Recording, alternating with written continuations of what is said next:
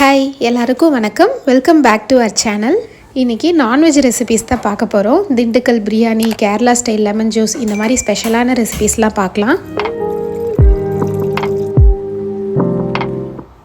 இன்றைக்கி Monday morning கிருத்திக்கு school இருக்குது. மண்டேனாவே இவருக்கு ஷாப் மோஸ்ட்லி ஹாஃப் டே தான் இருக்கும். ஆஃப்டர்நூன் வீட்டுக்கு வந்துடுவார். ஸோ ஆஃப்டர்நூன் பிரியாணி செஞ்சோன்னா எல்லாம் சூடாக சாப்பிட்லான்னு சொல்லி பிளான் பண்ணியிருந்தேன். ஆனால் பாப்பாவை வச்சுக்கிட்டு செய்கிறது கஷ்டமாக இருக்கும். அதனால் காலையிலேயே செஞ்சுட்டா சூடாக சாப்பிட்லாம் அப்படின்னு சொல்லி இப்போ செய்கிறேன். கிருத்திக்கும் லஞ்ச் பாக்ஸுக்கு நான்வெஜ்லாம் அலௌட் அப்படின்னு தான் சொன்னான். அதுவும் பிரியாணினா அவனுக்கு ரொம்ப பிடிக்கும். பிரியாணிக்கு எக்கோட வச்சு சாப்பிட்டா சூப்பராக இருக்கும். ஹோட்டலில் பிரியாணின்னு வாங்கினாவே அதுக்குள்ளே ஒரு எக்கு பாயில்டு எக் வச்சு தருவாங்க. அது சேர்த்தி சாப்பிடும்போது சூப்பராக இருக்கும். இப்போ வறுக்கிறது குழம்புக்கு இஞ்சி, பூண்டு, சின்ன வெங்காயம், தேங்காய், பட்டை, கிராம்பு, மிளகு இது எல்லாமே வறுத்து ஆற வச்சு அரைச்சிக்க போகிறேன். இந்த மாதிரி வறுத்துட்டு அரைக்கும் போது குழம்பு டேஸ்ட்டாக இருக்கும். இன்றைக்கி மட்டன் 1 கிலோ எடுத்துகிட்டு வந்தார். அதில் எலும்போடு இருக்கிறது அதெல்லாம் பிரியாணிக்காக நான் பாதி எடுத்து வச்சுக்கிறேன். மீதி ஈரல், சாஃப்ட் ஐட்டம் இதெல்லாம் குழம்புக்கு நான் சேர்த்துக்க போகிறேன். பிரியாணிக்கான மட்டன் ஃபஸ்ட்டு வேக வச்சுக்கிறேன். இதுக்கு கல்லுப்பும் மஞ்சத்தூளும் சேர்த்து கலந்துட்டு வேக வச்சுக்கலாம். இன்றைக்கி பிரியாணி அரிசி தான் நான் பிரியாணிக்கு சேர்த்துக்க போகிறேன். அதாவது சீரக சம்பா அரிசி 2.25 டம்ளர் அரிசி ஊற வச்சுக்கிட்டேன். நான் மீதி இருந்துச்சுன்னா லஞ்சுக்கும் சாப்பிட்டுக்கலான்னு சொல்லி சேர்த்தி தான் செஞ்சேன். நான் பிரியாணிக்கு குழம்புக்கு ரெண்டுக்குமே சைட் பை சைடாக ரெடி பண்ணிகிட்டு இருந்தேன். இது குழம்புக்கான மட்டன். இதுலேயும் கல்லுப்பும் மஞ்சத்தூளும் சேர்த்து ஒரு 5 மினிட்ஸ் கொதிக்கட்டும்னு. அடுத்தது பிரியாணிக்கு மசாலா ஃப்ரெஷ்ஷாக அரைச்சிக்க போகிறேன். அதுக்கு 2 டேபிள் ஸ்பூன் வர கொத்தமல்லி எடுத்து வச்சுக்கிட்டேன். முந்திரி ஒரு 10 முந்திரி, அப்புறம் ஜீரகம் 1 டேபிள் ஸ்பூன், 6 ஏலக்காய், 1 டேபிள் ஸ்பூன் மிளகு, 2 பிரியாணி இலை, 2 துண்டு பட்டை, 8 கிராம்பு, 1 டேபிள் ஸ்பூன் சோம்பு, அப்புறம் பிரியாணி சாமானத்தில் இந்த ஸ்டார் 2. இது எல்லாமே மிக்ஸி ஜாரில் சேர்த்துட்டு தண்ணி ஊற்றாமல் பொடி மாதிரி அரைச்சி தனியாக எடுத்து வச்சுக்கலாம். இந்த மாதிரி மசாலா ஃப்ரெஷ்ஷாக அரைச்சி சேர்த்துக்கும் போது நல்லா வாசமாகவும் டேஸ்ட்டாகவும் இருக்கும். அடுத்தது குழம்புக்கு இஞ்சி, பூண்டு, தேங்காய்லாம் வறுத்து அரைச்சி வச்சுருந்தோம்ல அதை சேர்த்துக்கிறேன். மிளகாய்த்தூள், கொத்தமல்லி தூள், சிக்கன் மசாலா தூள் இதெல்லாம் சேர்த்துட்டு அப்புறம் பொடியாக நறுக்குன்னா ஒரு குட்டி தக்காளியும் இதில் சேர்த்துடலாம். அப்புறம் வேணுங்கிற அளவு தண்ணி சேர்த்து எல்லாமே கலந்துடலாம். குழம்புக்கு அவ்வளோதான், வேலை முடிஞ்சுது. ஒரு 8 விசில் விட்டு இறக்கிடுவேன். அடுத்தது பிரியாணிக்கு இஞ்சி பூண்டு பேஸ்ட் அரைக்க போகிறேன். அதுக்கு 5 பல்லு பூண்டு, 2 துண்டு இஞ்சி, 15 சின்ன வெங்காயம், 1 பச்சை மிளகாய், அப்புறம் 1 கை புதினா இலை இதெல்லாம் சேர்த்து தண்ணி ஊற்றி பேஸ்ட் மாதிரி அரைச்சி எடுத்து வச்சுக்கிறேன். இப்போ பிரியாணி செய்ய ஆரம்பிச்சிடலாம். ஒரு குக்கரில் 2 டேபிள் ஸ்பூன் ஆயில், 2 ஸ்பூன் நெய் சேர்த்துட்டு இஞ்சி பூண்டு பேஸ்ட் அரைச்சி வச்சது இதில் சேர்த்துடலாம். இதோட பச்சை வாசனை போகிற வரைக்கும் இதை லைட்டாக வறுத்துக்கலாம். ஒரு 5 மினிட்ஸ் கழித்து நம்ம அரைச்சி வச்ச மசாலா பவுடரில் ஒரு 5 டேபிள் ஸ்பூன் இதில் சேர்த்துக்க போகிறேன். இந்த மசாலா பொடி மீதி இருந்துச்சுன்னா நான்வெஜ் செய்யும்போது நெக்ஸ்ட் டைம் யூஸ் பண்ணிக்கலாம். குழம்புக்கு கூட நம்ம சேர்த்துக்கலாம்.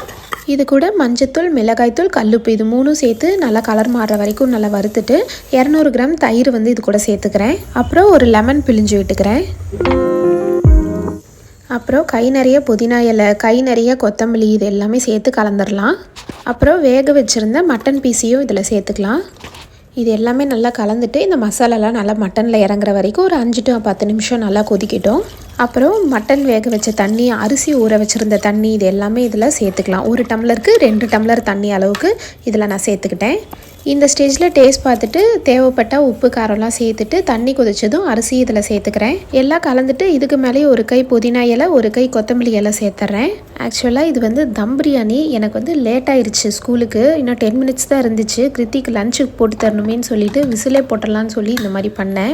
நீங்கள் செய்கிற மாதிரி இருந்துச்சுன்னா தம் பிரியாணியாக விசில் போடாமல் ட்ரை பண்ணி பாருங்கள். நான் கூடிய சீக்கிரம் நெக்ஸ்ட் டைம் பொறுமையாக பிரியாணி ட்ரை பண்ணி தம் பிரியாணியாக உங்களுக்கு நான் வீடியோவில் காமிக்கிறேன். ஆக்சுவலாக இந்த பிரியாணிக்கு என்ன பண்ணணுன்னா மீடியம் ஃப்ளேமில் வச்சுட்டு விசில் போடாமல் மூடி வச்சுருங்க. இந்த தண்ணியில் இழுத்து ரைஸாக மேலே வந்திருக்கும்ல அந்த ஸ்டேஜில் ஓப்பன் பண்ணி இந்த வாழை இலை மேலே வச்சுட்டோன்னா வச்சுட்டு மறுபடியும் மூடி வச்சிடணும். சிம்மில் வச்சும் வச்சுருக்கலாம். அப்படி இல்லைன்னா தோசைக்கல் மேலே வச்சு அதுக்கு மேலே ஏதோ ஒரு வெயிட்டு நம்ம வச்சுட்டோம் அப்படின்னா அது ஒரு 10 மினிட்ஸ் அப்படியே அந்த ஹீட்லேயே நல்லா வேகும். அந்த இலையில் இருக்கிற எசன்ஸ் எல்லாமே பிரியாணிக்குள்ளே இறங்கி அந்த இலையோட ஃப்ளேவரும் பிரியாணியில் தெரியும். இது தண்ணிக்கு மேலேயே நான் இலை வைக்கவும் இந்த இலைக்கு மேலே கொஞ்சம் தண்ணி நின்றுச்சு. அதுவும் இல்லாமல் நடுவில் விசில்லாம் நான் எடுத்து விட்ட டைம் ஆச்சுன்னா அதனால் கொஞ்சம் குழஞ்ச மாதிரி இருந்துச்சு.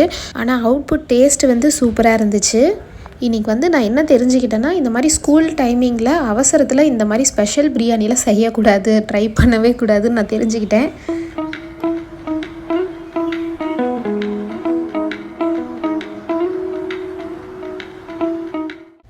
இவரும் சூடாக சாப்பிட்ணும் அப்படின்னு சொல்லி தான் மார்னிங்கே செஞ்சேன். அதே மாதிரி சூடாக திருப்தியாக சாப்பிட்டோம். டேஸ்ட்டு உண்மையாலுமே சூப்பராக இருந்துச்சு. இத்தனை ஒர்க் செஞ்சதுக்கப்புறமும் பாப்பா இன்றைக்கி அதிசயமாக இவ்வளோ நேரம் தூங்கிட்டு இருந்தா. சரி, அவள் தூங்கும் போது இன்னும் கொஞ்சம் ஒர்க்கையும் முடிச்சிடலான்னு சொல்லி வெசில்ஸும் வாஷ் பண்ணிகிட்ருக்கேன். வெசில்ஸ் வாஷ் பண்ணிவிட்டு கவுண்டர் டாப்பில் இருக்கிற திங்ஸ் எல்லாம் அப்படியே இருந்துச்சு. அது எல்லாமே எடுத்து அந்தந்த இடத்துல எடுத்து வச்சிட்ருக்கேன்.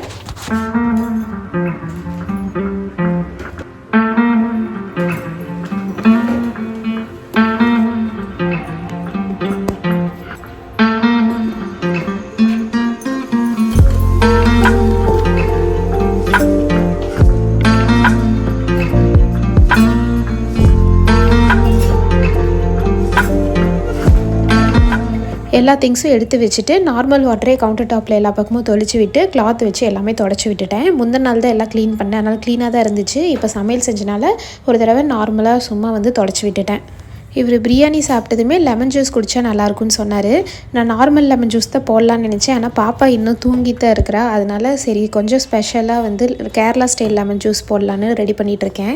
இதுக்கு ஒரு பெரிய மிக்ஸி ஜாராக எடுத்துக்கோங்க. ஒரு லெமன் பிழிஞ்சு விட்டுக்கலாம். அதுலேயே இது கூட ஒரு துண்டு ஃப்ரெஷ்ஷான தேங்காய் சேர்த்துக்கலாம். அப்புறம் இஞ்சி 2 துண்டு, புதினா 5-6 இலை, அப்புறம் லெமனோட தோல் குட்டி குட்டியாக கட் பண்ணி அது ஒரு 3 பீஸ் சேர்த்துக்கிட்டேன். ஒரு பிஞ்சு தூள் உப்பு, அப்புறம் வேணுங்கிற அளவு சர்க்கரை ஒரு 3 டேபிள் ஸ்பூன் அளவு சேர்த்து மிக்ஸி ஜாரில் வச்சு ஒரு 2 சுற்று விட்டுக்கலாம். இது பெரிய மிக்ஸி ஜார் அப்படிங்கிறனால ஃபுல்லாக நைஸாக மையாது. இந்த மாதிரி 1-2 தான் இருக்கும். இது கூடவே 1 டம்ளர் தண்ணியும் சேர்த்து நல்லா அடிச்சுக்கலாம். இது அப்படியே வடிகட்டி அப்படியே குடிக்கலாம். மசாலா லெமன் ஜூஸ் மாதிரி செம்ம டேஸ்ட்டாக இருக்கும்.